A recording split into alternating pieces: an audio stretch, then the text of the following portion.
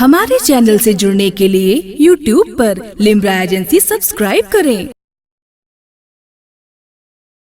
आप तो अपने घर में मुर्ग खा रहे होते हैं, बकरे का गोश्त खा रहे होते हैं, कीमा और कबाब खा रहे होते हैं, मगर ये मदरसे में पढ़ने वाले बच्चे पतली दाल और चावल खा के काल अल्लाह काल रसूल की सदाएं बुलंद कर रहे होते हैं। जिस वक्त आप रात में अपने घरों में दादे ऐश दे रहे होते हैं, टीवी देख रहे होते हैं, ऐश कर रहे होते हैं, सो रहे होते हैं एयर कंडीशनों में, उस वक्त मदरसे में बच्चे कुरान खोलकर वो कुरान याद कर रहे होते हैं।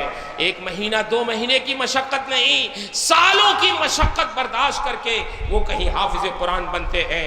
तकरीबन 8-9 साल मेहनत व मशक्क़त करके तब कहीं वो आलिम दीन बनते हैं, और उनको आलिम दीन बनाने में इस मदरसे के मुआविनीन का दखल है, इस मदरसे के अराकीन का दखल है, और बहुत हद तक इस मदरसे के असातिज़े किराम का दखल है।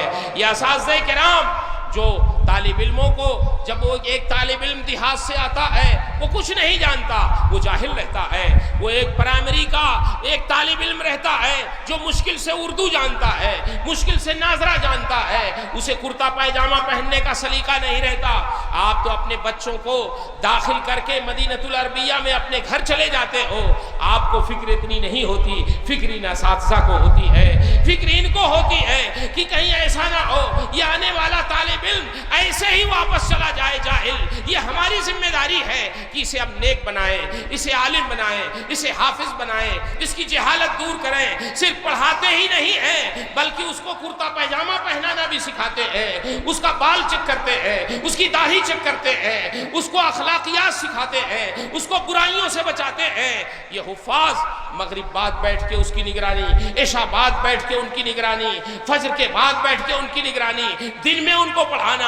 उलमा इशा के बाद अपने बच्चों को लेके मुताला करवाते हैं, फिर 11 बजे तक उनकी निगहदाश्त करके सुबह फजर के पहले उनका दरवाज़ा खटखटाते हैं। बच्चों का हाल ये है कि जगाने वाले असातिज़ा को वो बुरा भला कह रहे होते हैं, और उनके उस्ताद उनके पीछे पड़ के उनको बेटा कह के, उनको बाबू कह के, जगा के उन्हें आलिम दीन बना देते हैं। इतनी मशक्क़तों के बाद ये आलिम दीन बनते हैं, लेकिन अफसोस की बात यह है कि जब ये उलमा मस्जिदों के इमामत के लिए जाते हैं, किसी मदरसे में मुदर्रिस बनने के लिए जाते हैं, और आपको उन्हें तनख्वाह देना होता है, तो आप कहते हो मौलवी साहब 5000 रुपया ले लो। कितना तनख्वाह देते? और इमाम अगर किसी देहात में है तो 3000 रुपये। अब बताओ 3000 रुपये में खर्च उसका चलेगा? बोलो। ताबीज़ बनाएगा, औरतों की भीड़ लगेगी, आप कहोगे इमाम साहब औरतों को बेपर्दा देखते हैं, तो उसका खर्च ही नहीं चलेगा तो क्या करेगा? कुछ ना कुछ तो करेगा, है? बोलिए। वो ताबीज़ बनाएगा और कुछ करेगा, जाहिर बात है। मेरे भाइयों, ये कितने अफसोस की बात है।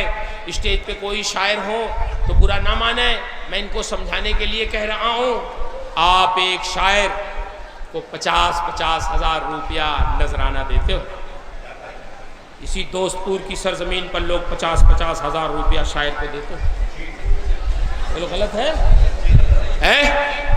कभी तुमने 50,000 मदीनतुल अरबिया के शेखुल हदीस को दिया कि मौलाना साहब आपने बुखारी पढ़ाया है, ये ले लीजिए आपका नजराना है, आपने आलिम दीन बनाया है जाहिलों को। एक शायर को तुमने उसके अकाउंट में पहले पेमेंट कर दिया, वो आए ना आए, उसने 1 घंटा 2 घंटा नात पढ़ा, ये नात आपको दीन सिखा देगी, आपको जन्नत में लेके चली जाएगी? बिला शुबहा नाते मुस्तफ़ा इश्क़े रसूल के बढ़ाने का सबब है, मगर उसका भी एक मकाम है, उसकी भी एक हद है, उसका भी एक मौका है, उसके भी कुछ लवाज़िमात हैं। ठीक है, आप सफ़र करके आते हैं, आपका हक बनता है, लेकिन आपसे शिकायत है, उनसे नहीं। शिकायत आपसे है कि आप 1 घंटा 2 घंटा नाज़ शरीफ पढ़ने वालों को 50,000 रुपया दे देते हो, और जो महीने भर आपके बच्चों को पढ़ाता है, आपको नमाज पढ़ाता है, आपके मरने पे आपका जनाजा पढ़ाता है, आपका निकाह पढ़ाता है, और आपके تیجے 40ویں میں آپ کے گھر دوڑ دوڑ کے جاتا ہے، قرآن خوانی کرتا ہے، جب اس کو تنخواہ دینا ہوتا ہے تو اس کو 3000 روپیہ تنخواہ دیتے ہو۔ آپ مجھے بتاؤ یہ کہاں کا انصاف ہے؟ یہ انصاف آپ نے کیا ایک امام کے ساتھ، وہ بیچارہ 24 گھنٹے آپ کو سروس دے رہا ہے، اور جب آپ کو تنخواہ دینا ہوتا ہے تو آپ اس کو 3000 روپیہ دیتے ہو ایک مہینے میں، اور جب ایک نعت خواں آتا ہے تو 50,000 روپیہ 2 گھنٹے میں اسے دے دیتے ہو۔ ہماری قوم کہاں چلی گئی ہے؟ کیا وہ شاعر صاحب دین سنبھال لیں گے؟ جب کوئی ضرورت پڑے گی تو وہ شاعر تمہارا کام نہیں کریں گے، آ کے اسی مدینہ العربیہ میں پڑھانے والے اساتذہ تمہارا کام کریں گے، اسی مسجد میں امامت کرنے والے امام تمہارا کام کریں گے۔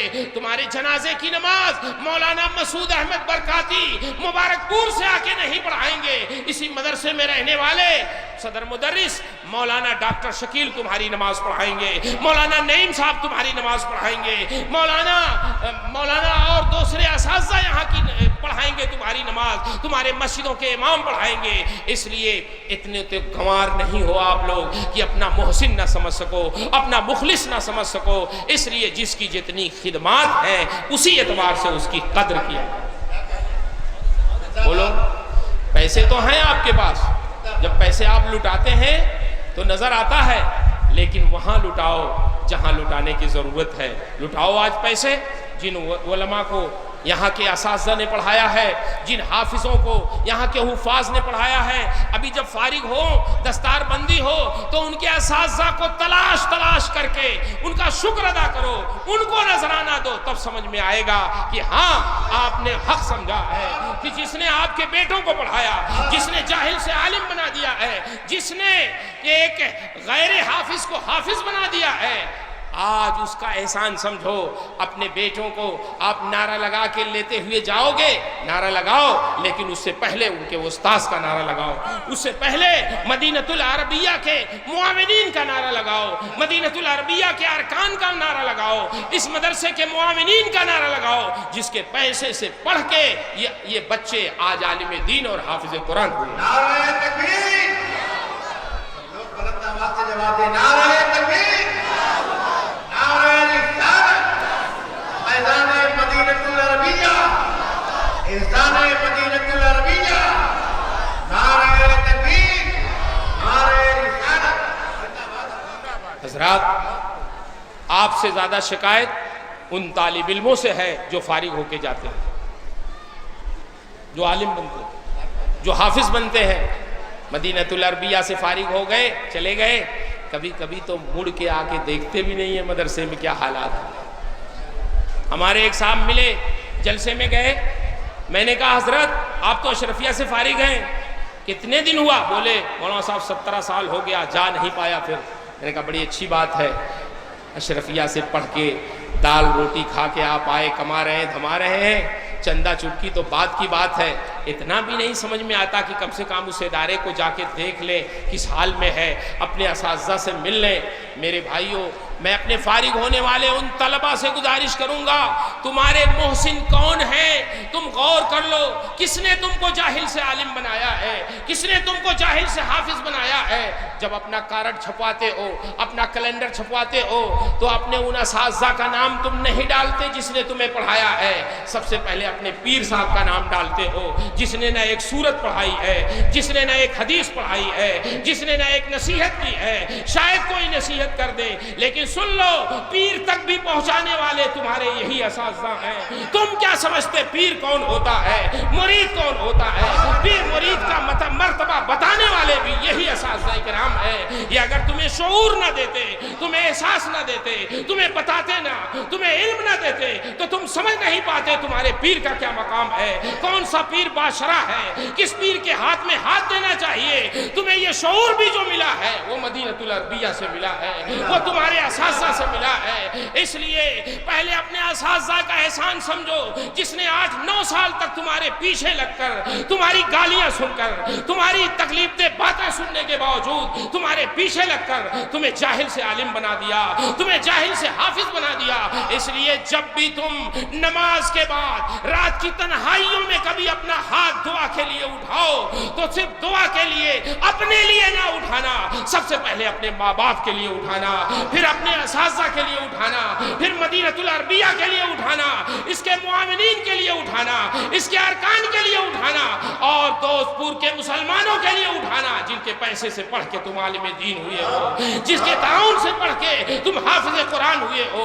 یہی احسان شناسی ہے۔ اگر آپ نے ایسا سمجھا تو یاد رکھو آپ کو وہ علم ملے گا جو نور علم کے ساتھ ہوگا، فیضان ملے گا اور اس علم میں برکتیں ہوں گی۔ احسان شناسی یہ ہمارا بہت بڑا فریضہ ہے۔ ہمارا کون محسن ہے؟ کس نے ہمیں پیر تک پہنچایا ہے؟ کس نے ہمیں نماز سکھایا ہے؟ کس نے ہمیں پائجامہ پہننا سکھایا ہے؟ کس نے ہمیں حدیثیں یاد کروائی ہے؟ کس نے ہمیں جاہل سے عالم بنایا ہے؟ یہ ساری چیزیں مدینۃ العربیہ کے صحن میں تمہیں ملی ہے۔ اس لیے جب بھی اس راستے سے گزرو اور موقع رہے تو تھوڑی دیر اپنی موٹر سائیکل سے، اپنی سائیکل سے پیدل ہو تو اس کے گیٹ میں آ کے اپنے ان محسنوں کو سلام تو کر لو، اپنے ان محسنوں کی خیریت تو پوچھ لو، اپنے ان محسنوں کے سامنے زانوی ادب تہ کر کے اپنی سعادت مندی کا ثبوت تو دے دو۔ یہی آج کا جلسہ آپ کو پیغام دیتا ہے، علماء کو، فارغ ہونے والے بچوں کو اور فارغ ہونے والے حفاظ کو، عوام اہل سنت کو یہی پیغام آج کے اس جلسے سے نشر کیا جاتا ہے کہ ہم اپنی زندگی بااصول بنائیں، اللہ و رسول کی فرما برداری میں گزاریں، ہر کام کا ایک وقت مقرر کریں اور اسی وقت پر اس کام کو انجام دیں۔ انشاءاللہ اگر ہم نے وقت کی پابندی کر لی تو ہماری دنیا بھی کامیاب ہوگی، ہماری آخرت بھی کامیاب ہوگی۔ اللہ سے دعا ہے اللہ تعالیٰ دارالعلوم مدینۃ العربیہ کو، اس کے اساتذہ کو، اس کے معاونین کو، اس کے ارکان کو، دوست پور کے مسلمانوں کو اللہ روز افزوں ترقیاں عطا فرمائے، نظر بد سے اسے بچائے، اور جو منصوبے ہیں اراکین کے، اساتذہ کے، اللہ ان منصوبوں کو پائے تکمیل تک پہنچائے، اختلاف سے، انتشار سے اس ادارے کو محفوظ رکھے اور اساتذہ کی عمروں میں برکتیں عطا فرمائے، ان کے علم و فضل میں برکتیں عطا فرمائے، ان کے صحت و تندرستی میں برکتیں عطا فرمائے، ان کے رزق میں اور عزت و وقار میں برکتیں عطا فرمائے۔ ہمارے جتنے بھی مدارس اہل سنت ہیں اللہ ان تمام مدارس کو فروغ عطا فرمائے، اور جتنے بھی اساتذہ ہیں سب کے عمر صحت اقبال میں برکتیں عطا فرمائے۔ میں نے جو کچھ بھی عرض کیا ہے اس میں جو صحیح ہے، جو حق ہے، وہ سب میرے پروردگار کی طرف سے ہے، اور جو غلطیاں ہیں وہ اس گنہگار کی طرف سے ہے۔ اللہ مجھے حق کہنے، حق سنانے اور حق پر خود عمل کرنے کی توفیق عطا فرمائے۔ استغفر اللہ ربی من کل ذنب واتوب الیہ۔ السلام علیکم۔ ہمارے چینل سے جڑنے کے لیے YouTube پر لمرا ایجنسی سبسکرائب کریں۔